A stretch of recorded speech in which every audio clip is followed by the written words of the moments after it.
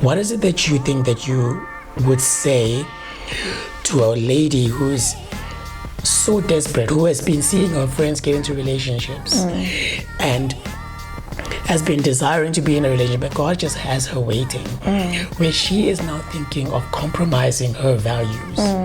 Maybe I should dress like this. Maybe because I know a lot of stories about women that actually have changed themselves to try and attract a man. What would you say to somebody who feels like that right now?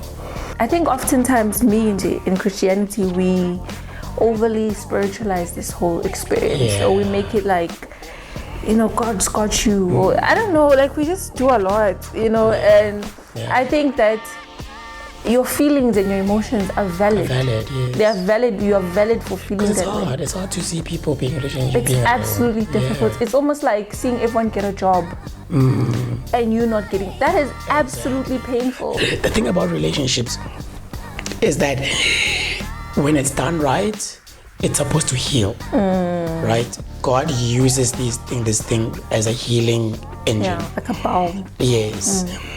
But for anything to be healed, it first needs to be diagnosed. Meaning the issue needs to be brought to the surface. We need to see this is a problem. And there's nothing that diagnoses you more than relationships.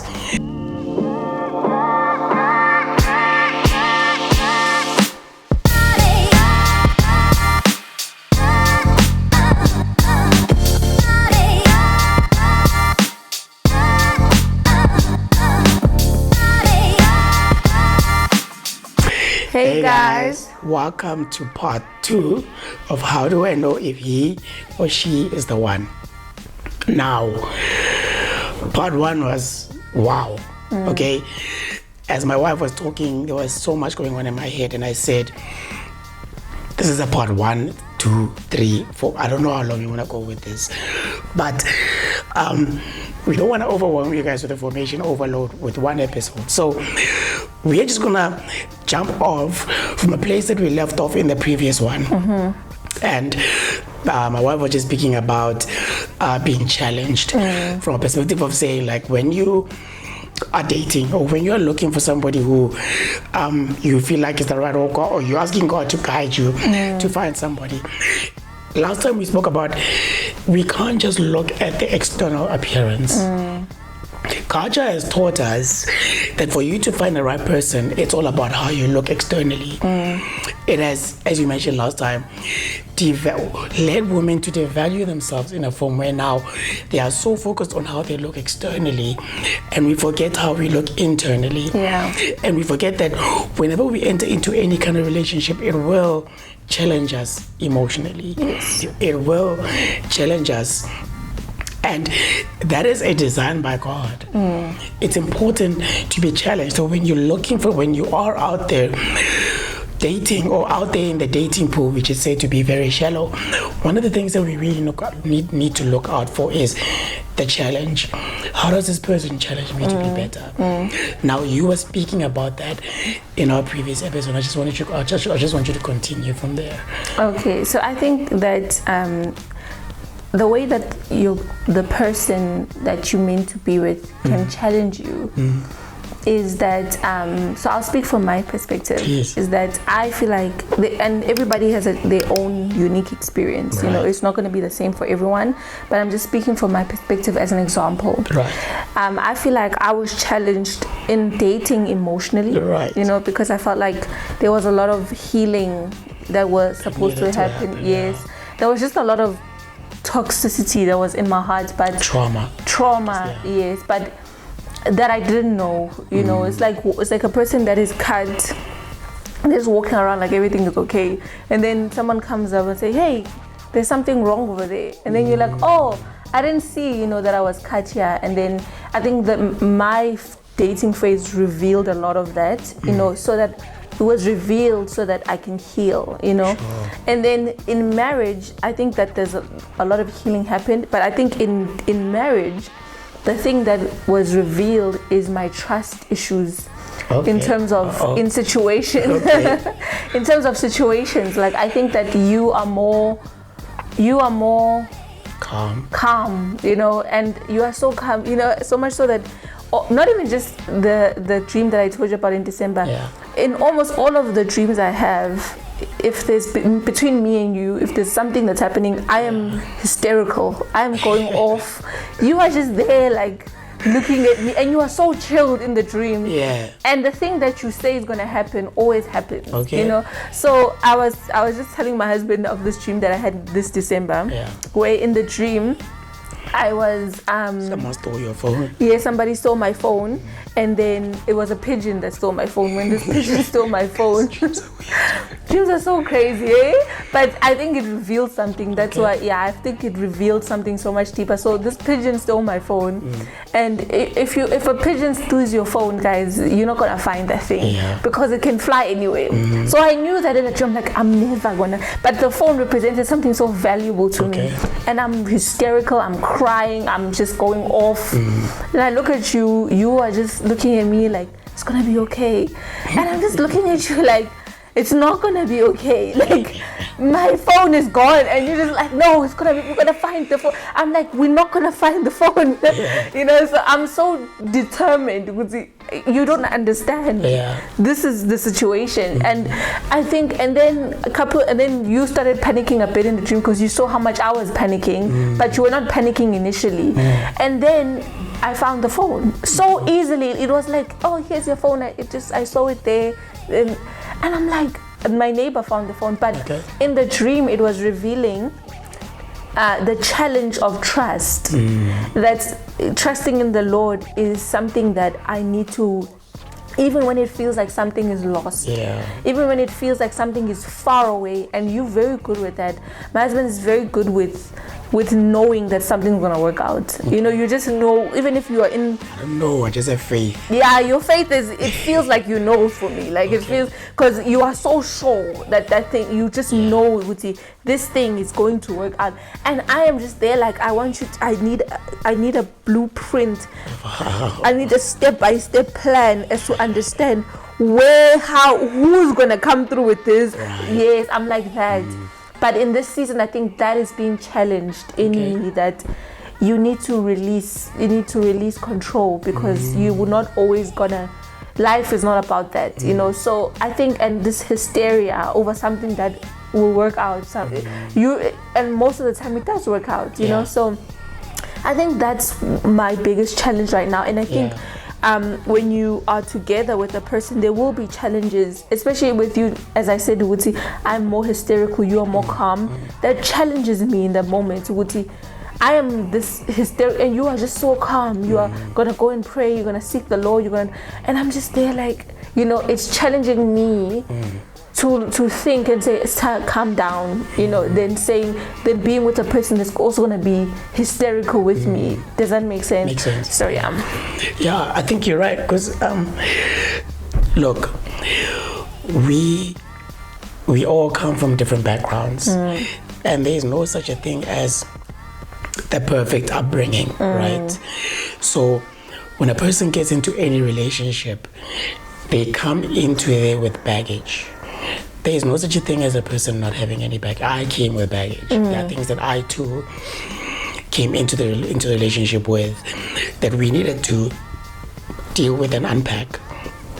So there is no way that you will ever find a person who doesn't have certain things that are going to have to be challenged. Yes.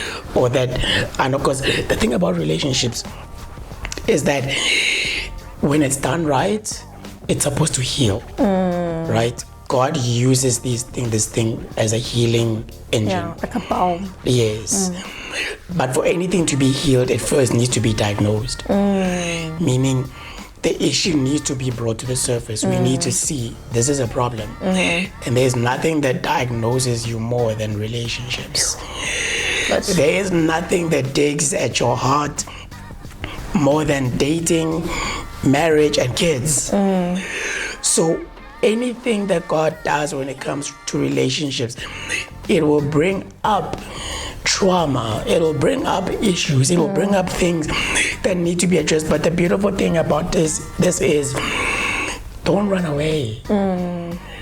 The sign that somebody is, you remember early in our relationship, there was a time where there were so many things that are being brought up to the surface, and you said this. You said maybe we should take a break. I was like, no way, because what are we doing? Like, if our vision is we are committing to this, our idea, and I'm not saying there's anything wrong. If it's crazy, take a break. But for me, I was just like, I have a vision for us, and my vision is, I want you to be my wife. So I need to think like a married man. So if we have issues, let's sort it out. Let's not take a break. Because one of the things that I was afraid of is when I take a break, people then learn how to live without the other person. Then thus, like, avoiding dealing with something that can enrich the relationship. Yeah. You rather choose to take a break than actually be with each other and talk it out. And this is where I'm getting to my challenge. Guys, my wife is a let's talk it out person. Like, I, as my wife said, am so peaceful and I'm so calm, but sometimes there can be to my own destruction, because whenever issues of conflict come, my natural default is to try and protect the peace. So I have been challenged with that. Whenever we are not seeing eye to eye on something, I've been challenged to, okay, now I need to sit down and speak about it. And that has not been easy for me to do. But it is something that I realized that God had to bring to the surface to be addressed. And that is the point, that when you are in a season where you are looking for somebody, or you have the desire to date, look for somebody that will challenge the traumas. Because when you find the person that you kind of are deciding that this is the person that I want to be with, God is going to use that person to bring up certain issues that need to be addressed. That's true. And those things need to be called out, because those are the things that actually enrich the relationship. Yes. Those are the things that now lead you guys from being two people to now being the one person. This is why Adam and Eve were naked, and the Bible says that they felt no shame, because it was total transparency, total intimacy. I know all of you, you know all of me. It's not just about the naked appearances, it was about the emotions. I know my wife reacts like this when she acts like this. I know my husband reacts like this when he reacts like this. That's the knowing, that's the oneness that God wants to achieve when it comes to relationships. But when you, because we want to be in a relationship, and when things get too difficult, we run. That's not a relationship, that's convenience. Yeah, no, that's not a relationship. You know what I mean? Yeah. It's that thing where we were asking in the beginning, like, what do I have to contribute in your life? Because I'm coming to as something that God is going to use to heal in your life. And that's important for us to deal with. Yes. Right? Hey, what's up? Okay, I know you're enjoying the video. I know that there's a lot of interesting things that are being said, and we're going to get back to it right away. But before you do, there's just something that I just want to ask of you guys. If you are getting any value from this content, if you have been watching and you feel like, you know what, I can't keep this information to myself, I need to share it with other people, then do me a favor. Like this page, subscribe to this page, and share it with as many young people as possible. I'm not saying this because we're just trying to get a large following. I'm saying this because the more you engage with this content, the more it gets suggested to other people, and the more we are able to reach as many young people as possible with this information. We all know that the idea of getting married in today's world has been painted in such a bad light, but we are saying that this is the vision of these podcasts. We are saying that we want to redeem the idea of being married young, so that young people can know that it is possible for you to get married early and enjoy it. It is possible also for you to date in a safe, godly way and enjoy it. And it is possible for you to be single and enjoy it. So like this content, share it with as many people as possible. Let's get back to the video. Enjoy. So just another thing that I just wanted to speak about. When you elaborated about the fact that you needed to know your value first within inside of yourself, in order for you to value yourself, so that you don't just give yourself away to me just that easily. What is it that you think that you would say to a lady who's so desperate, who has been seeing her friends get into relationships and has been desiring to be in a relationship, but God just has her waiting, where she is now thinking of compromising her values. Maybe I should dress like this. Maybe because I know a lot of stories about women that actually have changed themselves to try and attract a man. What would you say to somebody who feels like that right now? I would say that I think the feelings are valid, and that is very, it's valid to feel like that. Sure. I think oftentimes in Christianity, we overly spiritualize this whole experience. So we make it like, God's got you, or I don't know, like we just do a lot, and I think that your feelings and your emotions are valid. Yes. They are valid. You are valid for feeling that. Hard. It's hard to see people being in a relationship. It's absolutely difficult. Yeah. It's almost like seeing everyone get a job. And you not getting that is absolutely painful. It maybe that's why they come and talk to you about their job, and they come and tell you all this, or their relationship, all of these amazing things that are happening, and you're just there like and you're still waiting for, and you're still waiting, and that's like that is painful. That's difficult. Like it's not something that is easy to go through. True. And I think that sometimes we tend to we tend to give these quick, short, nice, catchy advices that's like God's timing, but it doesn't take away how I feel right now. And I think you said it, because I struggled with that a lot, in terms of I feel this way, but I know this. I know God's timing. I know God. You know these things. God has told you these things, and all. But this is how I feel right now, and that's valid right now. That's right. And the enemy can use that so much if you. The enemy can use that so much if you over spiritualize it. Sure. Because now you are presenting yourself in prayer as what you are not. Yes. You are presenting yourself to people or to those close. Basically. You are hiding your real emotions, because you're thinking, that's good. I know this is gonna happen. You have this. I don't know. Sometimes you get tired of hoping. You get tired of waiting.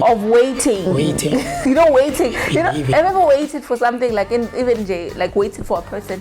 Like the first 30 minutes passes, and then you're just texting them, where are you? Where I've been waiting. Waiting is it's never something that's easy. Yeah. It's absolutely, and waiting on the Lord, waiting on a timing you don't know, waiting on something you have no control over is difficult. That's right. It's not easy. Sure. I don't think the Lord designed it to be easy. The Lord designed it to be a matter of trust. That's right. I'm saying in its design, it was not easy. In its design, it was meant for reliance. In its design, it was meant on dependence, because, as I said, waiting in itself is one of that's why patience is a fruit of the Spirit. I think the fruits of the Spirit are things that we read over, like love, patience, and so but they are so deep in their meaning, because being patient is a hard thing, especially when you've been waiting for so long, and the Lord still calls you to patience, calls you to wait, calls you to do all this. It's difficult. So I want to validate that person's feelings, because they are valid, they are real, what they are feeling. But I also want to say that I don't think this thing was made for us to depend on ourselves. Right. I don't think this thing was made for you to just hold on, and it was meant for you to rely. That's what it's about. So I think the main thing is dependency and relying and honesty and journaling and or saying to God, about today, this is how I feel. This is how I feel. When they said this to me, this is how it made me feel. I saw this on social media. I saw this yes. So you said something, because you said that patience is a fruit of the Spirit, and you answered the question right there. A fruit of the Spirit. Yes. It is of the Spirit. It is not of you. It doesn't come just from you, so you need to rely in the Spirit for you to have that fruit, So I just want to answer this from a guy's perspective. I think as guys, we are taught that, and I think I used to say this a lot when it comes to the church, and I repent for saying this because it sounded very wrong. I used to say that the church has done a bad job of presenting relationships and marriage, and that is I was so wrong for saying that, because that is us. We have done that. We are the church, right? So it's us. But I think that from a God's perspective, what we have been taught, whether in church or in society or wherever it may be, is that when a man is either not married or in a relationship or sleeping around with a bunch of women, he is incomplete. Like that, it's like you can't live like that. Like there's no way as a man you can be fulfilled, be okay, and just be with God. Like it's impossible. And that is not true. Yeah. We have been taught that as a man you need to have a wife.